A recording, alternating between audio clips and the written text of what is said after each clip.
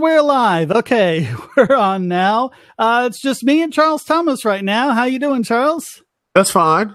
But it seemed to me, it's amazing to me how the left seems to now trust all the, the security apparatus, the intels and everything, the CIA and FBI, all that stuff. Well, not that it's something they agree with. How you doing, Fourth Root? I'm doing great. How are you doing? All right. I think you got in while Charles was on a roll, so I was trying to get in and say hi. But how you doing, Ben? Doing great, Shane. Thanks for running this live stream. I've never said hi to you before, but I've talked to you a couple of times on Twitter. You're an awesome guy, and I love your shows that you put out, so I just wanted to stop in and see what this was all about. Oh, thanks, man. It's good to hear from you. Yeah, it's not really about anything. It's kind of like whatever we feel like talking about at the time. It's pretty much for the patrons, so... if you're a supporter, you can always come in and I'll give you the priority. I'll try to get Charles to shut up. We're like, oh, he met with Putin. That's treason. Get him for treason. I'm like, okay, you know that Russia isn't actually an enemy, right? And you know that back when Russia was an enemy, Kennedy talked to Khrushchev and actually stopped, the Cuban Missile Crisis that way. And they talked all the time, and no one said that was treason. Yeah. If you want to go and say Russia should be tried for war crimes and such, when is the United States going to be tried for that type of stuff? Not just locally, but national, not in a world stage. You hear him say one thing where he's like all about workers' jobs and all about putting America back to work and all this bullshit. But at the same time, you does understand that every economist that's ever been worth his salt has said that lowering tariffs, getting rid of the impediments to free trade, that's how you grow an economy. And he's just like, nope, I think that we're at a trade deficit, and that's bad for some reason.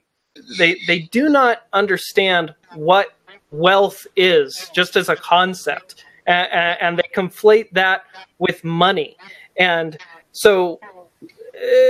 so many people will all too often fallaciously assume that because a rich person is rich, that fundamentally means, oh, there's less money in the hands of the poor people, and so there's less wealth in that. And you always have to start at the very basics, and that's the ultimate frustration, because everybody does that. Well, and they also conflate money with value when they're two separate things. I keep trying to say, the price is a ratio between the value of the currency and the value of the good or services, because there's both of those things going on there. But when you start thinking of just the dollar amounts, but when you do that, that's where you get into things like the trade deficit, because they're just looking at the dollar values of things going back and forth. But like I said, the reason why is because American stuff is valued more than European stuff. And that's where that so-called deficit comes from. Well, you can't expect the school system to actually educate or be effective, because then people will wisen up to the idea that government-run school systems are a bad idea. So it has to be maintained below a certain threshold. Otherwise, people will get too smart. I think that's what's happening at the charter school. I was talking about this with my daughter the other day, because before Common Core, the charter school had this great curriculum. And once the state mandated Common Core, everyone hates it. The students hate it. The teachers hate it. The administrators hate it.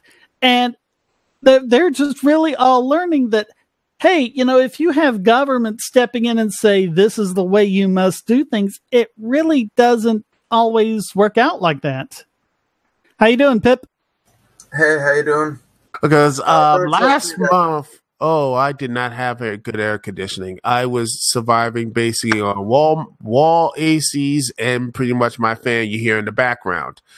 Oh man, for like a week there, we'd had a problem because it was just running literally 24/7. And when that happens, the unit freezes up. And the only cure for that is to either turn it off or turn it way up to like 80 and just give it a chance to melt. So we were sweltering there for a few days while we were waiting for that to happen.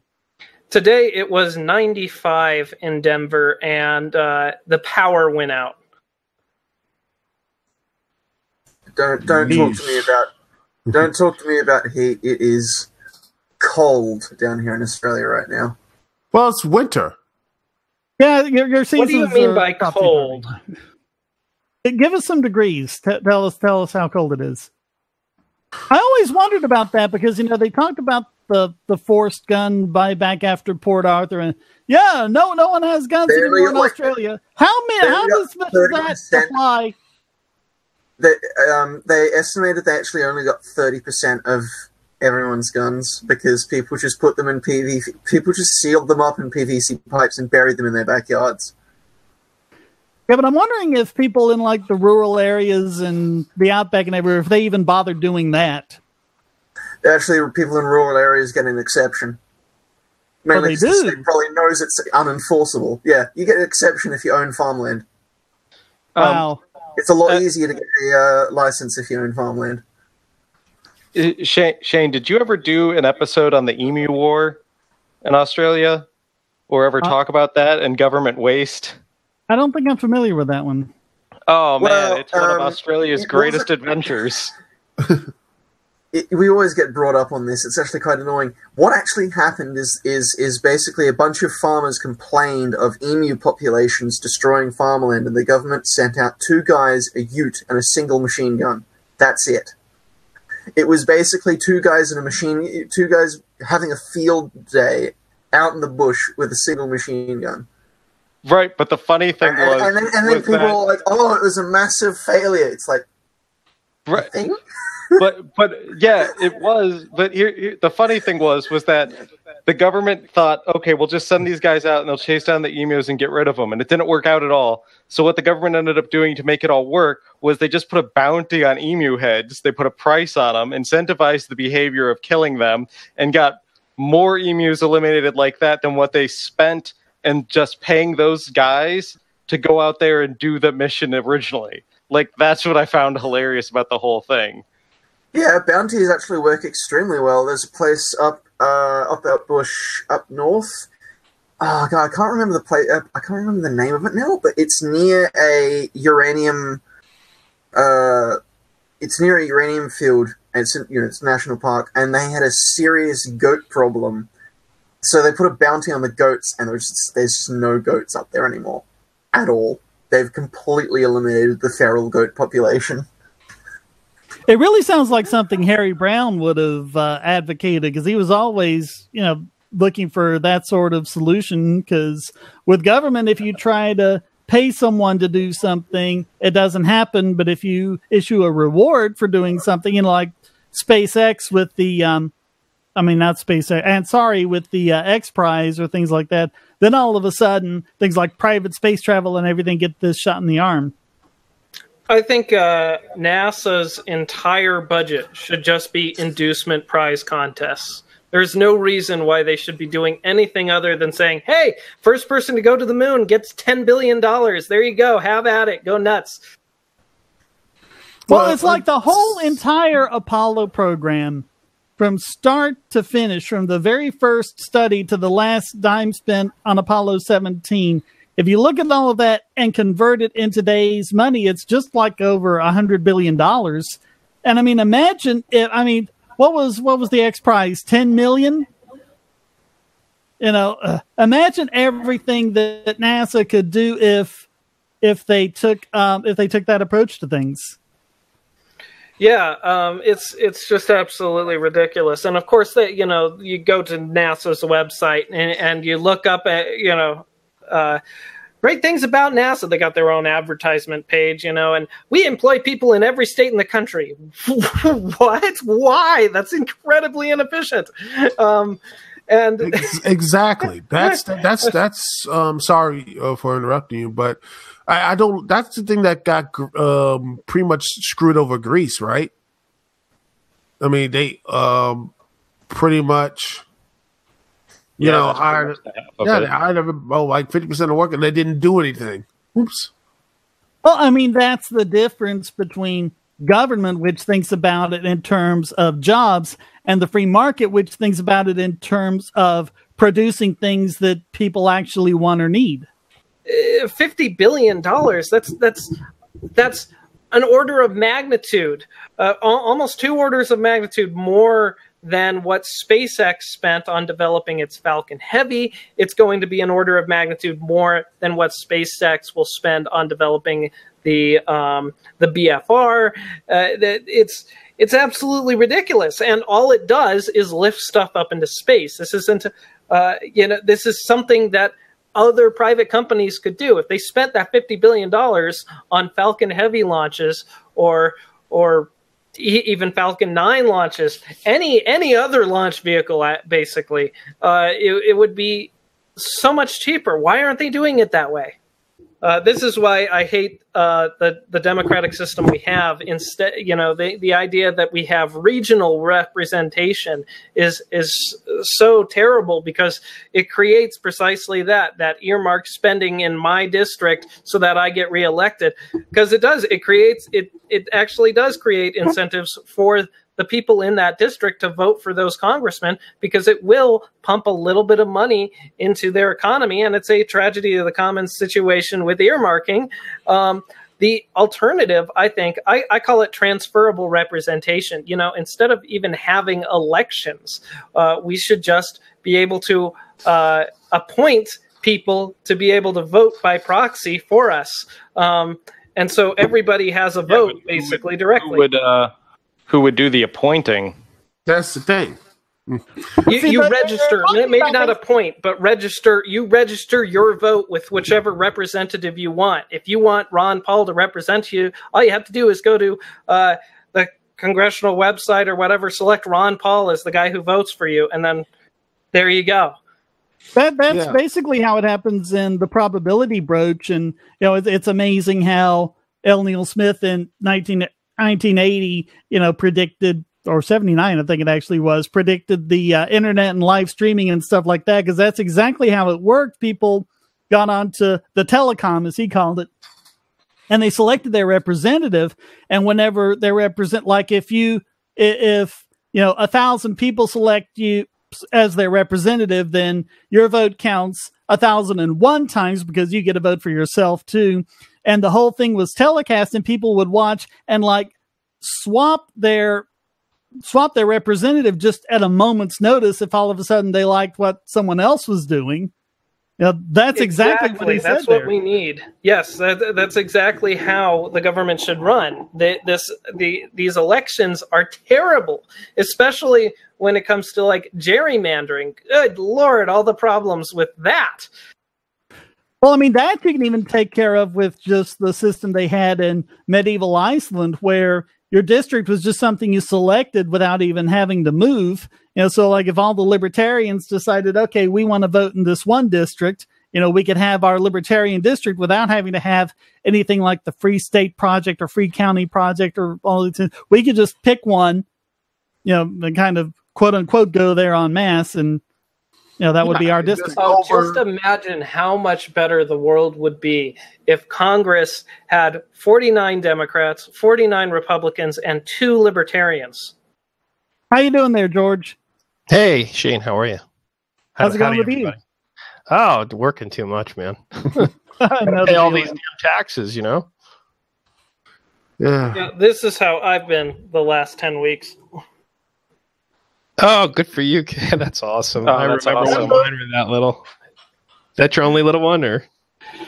That's my first baby. I have an 11-year-old stepson. Oh, that's awesome. Good for you. You got a full spectrum family. That's awesome. And no sleep usually is how that goes. Of course, it gets better, man. Don't sweat it. It's a very intermittent sleep cycle. I don't think I've slept more than about 4 hours, since he was born.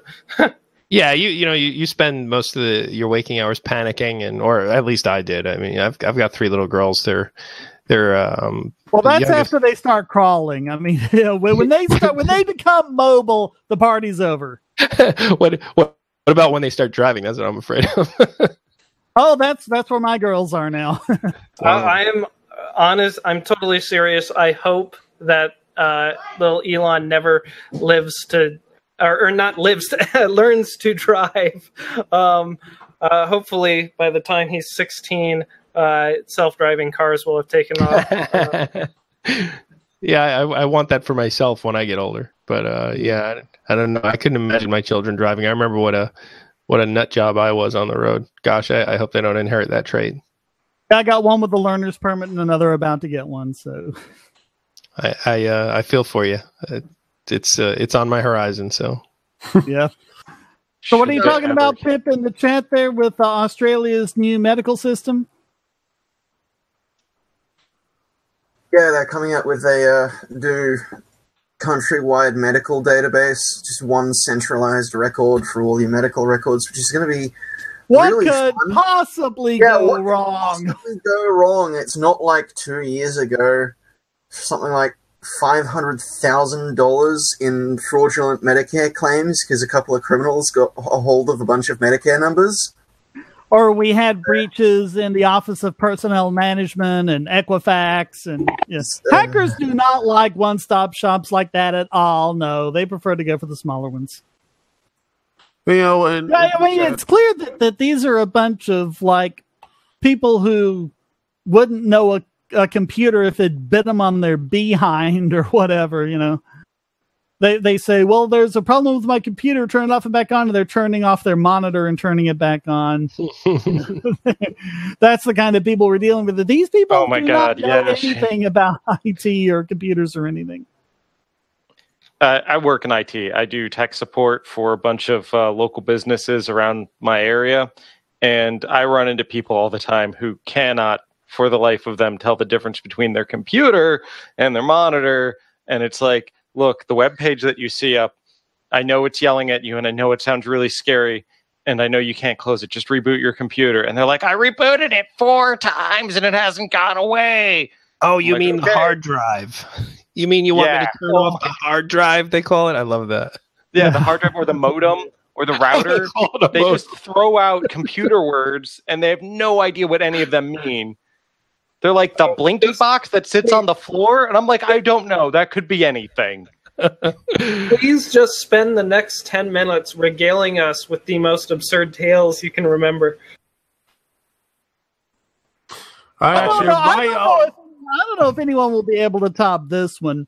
When I was in college and working with the computer labs there, you know, helping people, kind of like tech support stuff, you know, they'd have a problem, I'd go over and help them.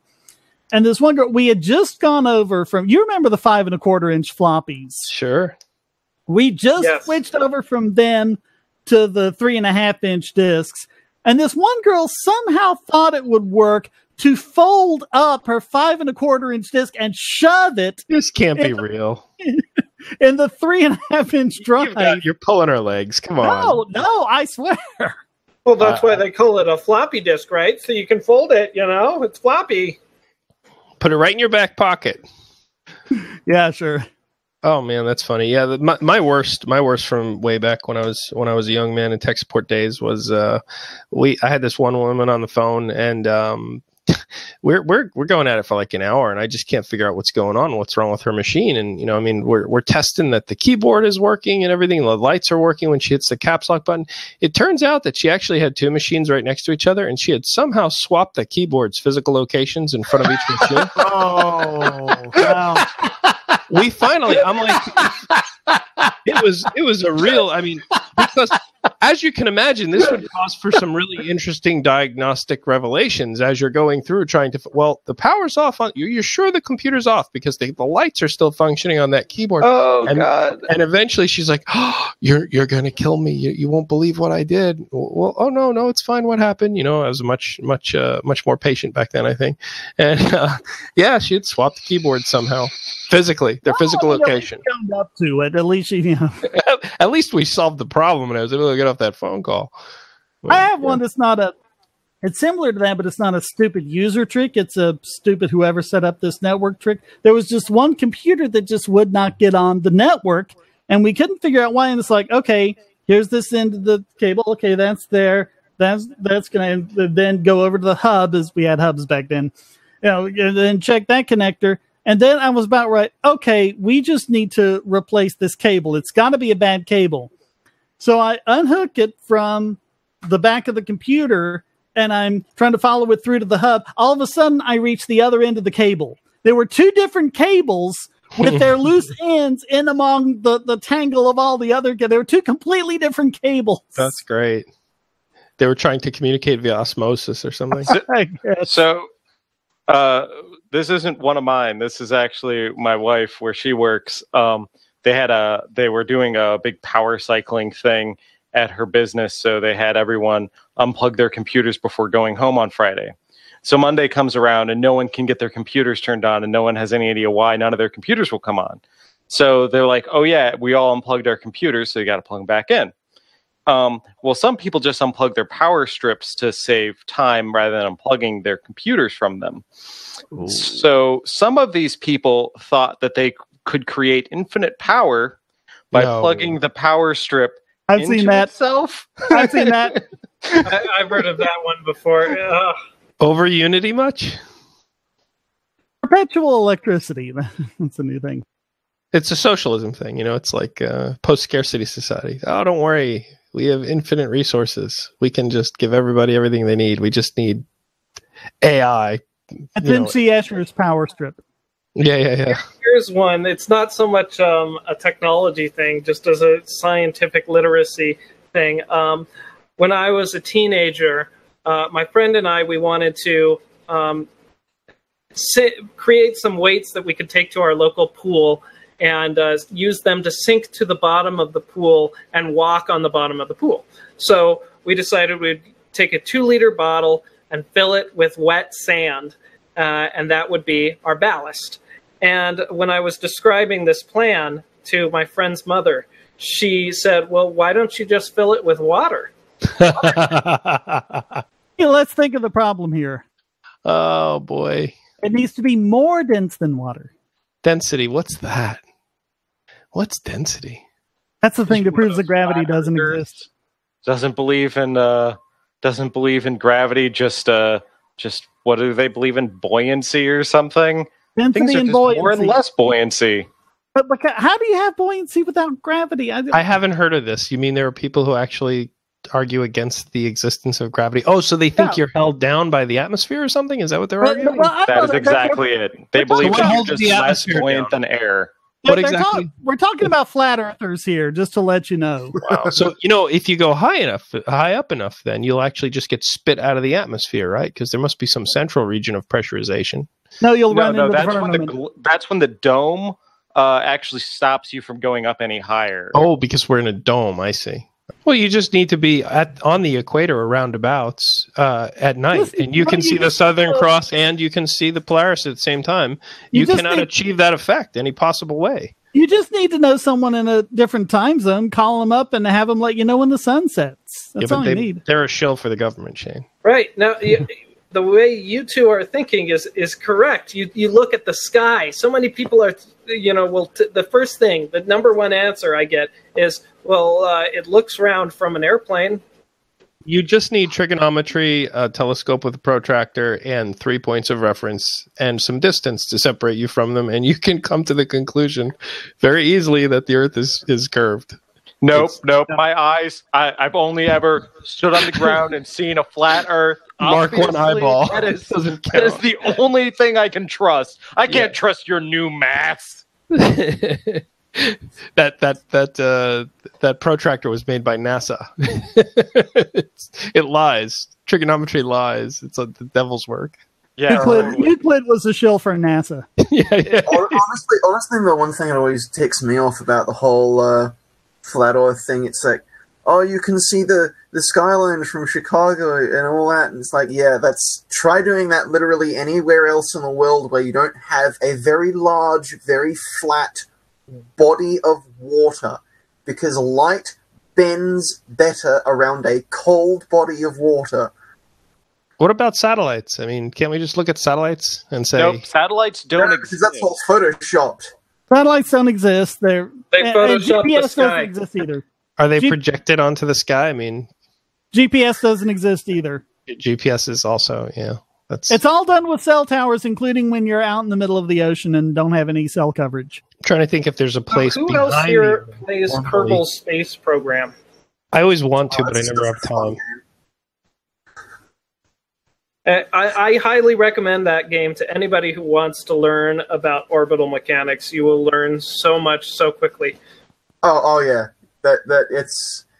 I base most of what I know about orbital mechanics is based off me just experimenting with things in Kerbal Space Program.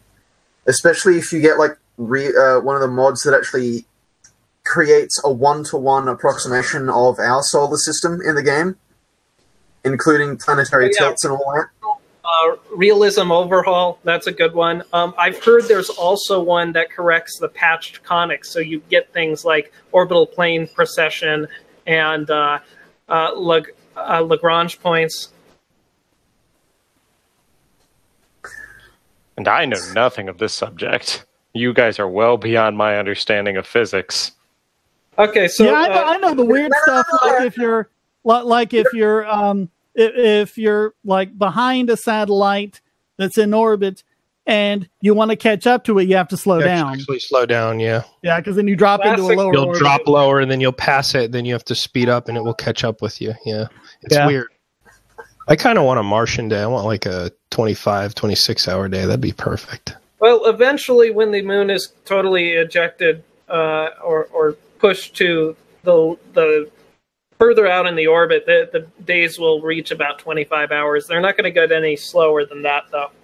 But they say that the human circadian rhythm is actually closer to 25 hours instead of 24, and that's why so many people have sleep problems. Yeah, that's how I feel. That's why I want to go to Mars. Yeah, Mars sounds nice. Yeah, because the sol is closer to the circadian rhythm than a day. Robert Heinlein.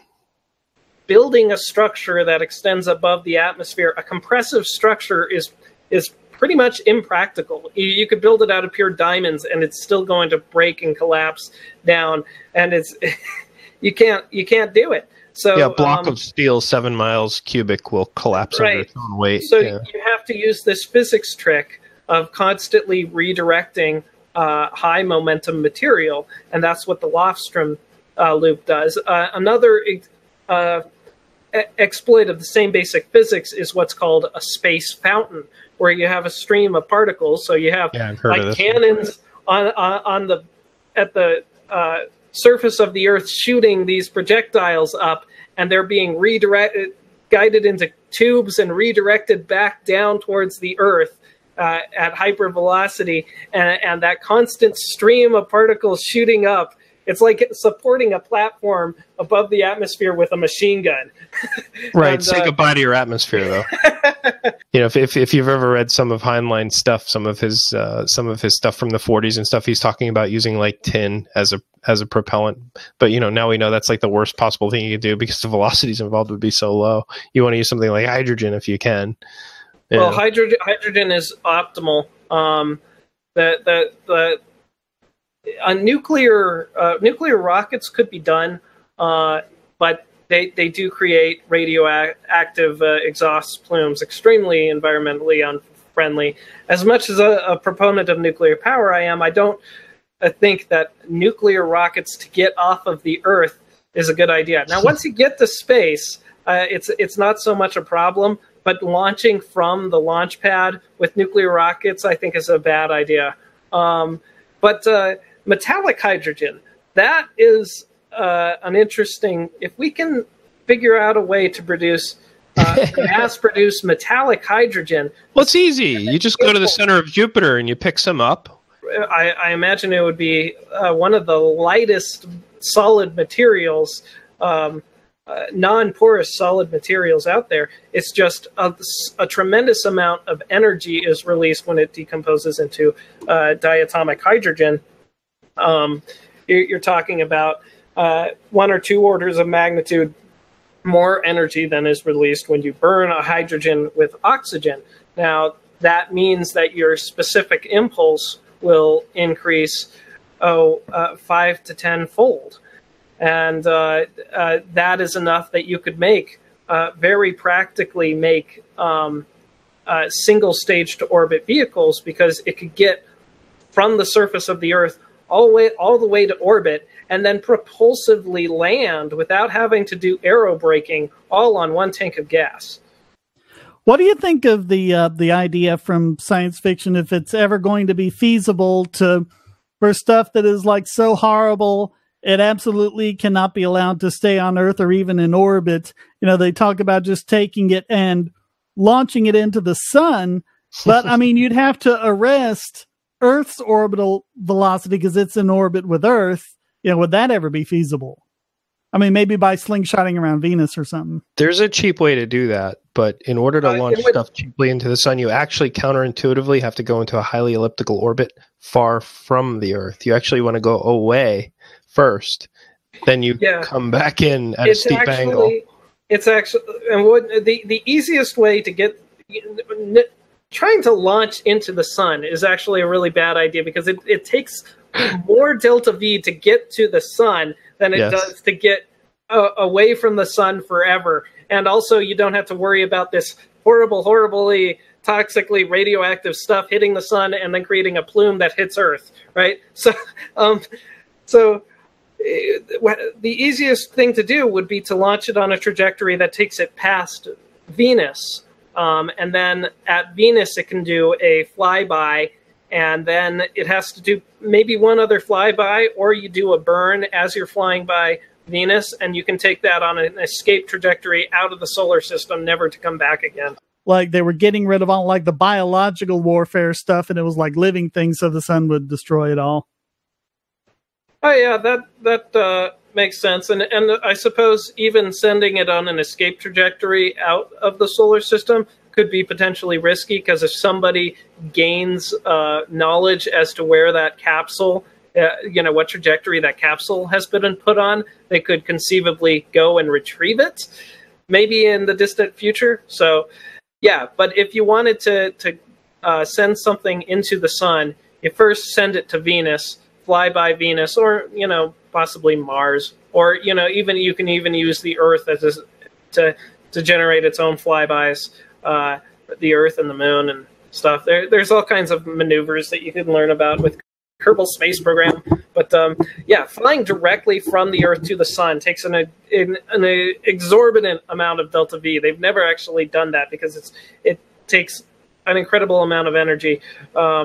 You need something like a Saturn V to get a very small mass actually on a direct sun drive trajectory. Wouldn't it be easy to simply dump it into Jupiter's atmosphere? You're never getting anything back out of there. Yeah, actually, and you would actually reach higher temperatures colliding with Jupiter than you would going into the sun, believe it or not. Now, why is that? Dense atmosphere, man. It's nasty. Right. Well, the sun, the escape velocity from Jupiter's surface is ridiculously high, and the amount of heating that you get is proportional to like the fourth or fifth power of the velocity when you come into Jupiter. That's why the Galileo spacecraft had to have something like, it was like the majority of its mass was just the heat shield, so that it could enter into Jupiter's atmosphere protected. But there's another factor. If you were to do a direct sun dive, there might be enough radiation pressure or solar wind to slow that down, and the atmosphere builds up so slowly that basically the maximum temperature you get during entry during the sun, I'm not sure. I haven't run the numbers, but it might actually be lower than what you get at Jupiter, because Jupiter's atmosphere is much more appears much more suddenly as you descend, because it's colder. The weird stuff we talk about. Yeah, you just never know. Yeah, I really should send this question to Randall Munro. Does something actually get hotter? His What If series, XKCD. Would something actually get hotter slamming into Jupiter or slamming into the sun? I think it would get hotter slamming into Jupiter, but I can't be certain. Well, all other things being equal. Well, I brought it up because it's like you don't want something to melt and then the solar winds just scatter it all over the solar system. But if you really don't want retrieval, if somebody figures out the trajectory and goes and retrieves it, it will just dump it into Jupiter. Nobody's going to get anything out of there. That's a smart dude. Yeah, he is. I never would have been able to do that Thunderfoot Hyperloop series without him. Oh, really? He helped you with that one? That's awesome. Yeah, all except for I think the last one or maybe the last two, because he dropped out because it just created too much drama. And I think this weekend is when they're doing the Hyperloop speed test, so I'm kind of ready for Thunderfoot to make his, And this is absolutely absurd. We're going to build this giant tube and blah, blah, blah. You can't do it. Reasons. Why is he complaining? It's still in prototype stage. This is what prototyping looks like. He doesn't know that. I don't think he's done any engineering a day in his life. Or he's just a super troll, maybe. I don't know. Why would he want to? Maybe he just wants to be, inflammatory. I don't know. Yeah, it's something popular. He can get some attention doing it. Well, it's like he's linked so much of his ego to it that, I mean, at this point, he can't even, kind of like an egotistical sunk cost fallacy, where he just can't admit it now because then it would be this, amazing hit to his character. Or a major boon for his character because he comes clean and says, hey, you know what? You're absolutely right. And let's look at this from a different angle. And I'll still try to shoot it down because, that's the direction that I took. But I'm going to try to find reasons that actually haven't been tested or make sense or have some link and, that don't involve Mythbusters crushing a vessel made to hold the liquid and not hold a vacuum. Oh man, there were so many things wrong. I don't even think I even scratched the surface of everything that was wrong with that. I mean, I hit the big ones. There's no internal structure. It's positive and not negative. It'll take infinite amounts of energy. The seals can't possibly work. Even though we're really good at that sort of thing. And yeah, someone will shoot it with a BB gun and it will implode. What do you guys think of this whole thorium nuclear power thing, or molten salt in general? That's actually what they were looking at originally, like in the 50s. Yeah, the MSR, the molten salt reactor project, and they abandoned it for political reasons and for. Well, it was because they wanted. It was because they wanted to get aircraft reactors, and molten salt reactors use convection, which stops when an aircraft goes into a dive. And so then at some point, because they had made all this stuff about, okay, here's how you can do this using uranium and water. And then at some point they said, okay, we're not going to do the aircraft reactors. But then no one stopped to think and say, okay, well, we're not doing this anymore. We don't need all of this complicated crap that we've done. We can go back to the simpler MSRs. They just kept going with what they had. I think people think that Fukushima was the only reactor, the only nuclear power facility in Japan, because any others, of course, would have had another disaster. And no one seems to know that, what's the city? Onagawa, something like that. There was a nuclear reactor that was almost right on the epicenter of the earthquake that just weathered it fine because it was a later design. And it probably didn't get hit by a tidal wave, right? Well, it did, but they had a sufficient. It did, but it got hit. They had a sufficient barrier for it. They didn't put their generator in the basement. There are about 1 million different reasons why, if Fukushima had built, I think, even been built like 5 years later, the disaster wouldn't have happened because at that point they had the technology to correct for it all. If it wasn't a light water reactor, it wouldn't have happened either. And that's why the whole MSR thing bothers me so immensely, because I see it as being such a boon for humanity. We would have really true energy independence. It's interesting, so they've got a uranium mining operation because there's uranium in the groundwater up there. They basically just pump it out of the ground and still wait for the uranium to solidify. And that's how just they get filter it out. You don't even need to dig the ground. You just filter it out of the water. They've got like hot springs up there. They've actually got radioactive hot springs up there, which is pretty interesting. You wouldn't want to swim in it. But, I was going to say, don't go swim in there. Yeah. Someone tried to. There's a story of this failed health spa up there. They used to think uranium was good for you back in the day, but I know Shane's got to go, so I don't want to. I'll dive right into that, and then I'll. No, it's good. Yeah, but I've heard of things like that. There's like, a radioactive springs, and they're like, yeah, let's have, I guess there would be something like a hot tub. You bathe in the spring and soak in it, and it's great. So soak up all that healthy radiation. Wonder it is surprising just how much radiation the human body can take before you start having problems. Well, I think the thing is if you ingest it, or if you've got something like an open sore or something like alpha that. particle emitters, if you get some, if you breathe it in or if you eat it, it can really mess you up. But there's actually a lot of studies that suggest that up to a certain level of radiation, certain ranges of it are actually beneficial. I was reading something about a study of a certain area in Iraq where the native peoples from this particular area that have a substantially higher than average background radiation have a much lower propensity for getting cancers of certain types. But I'd have to do your own research there. This is third party information.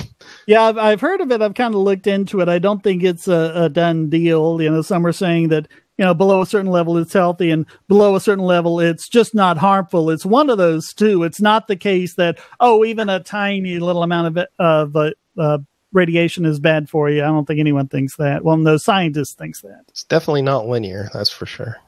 Yeah.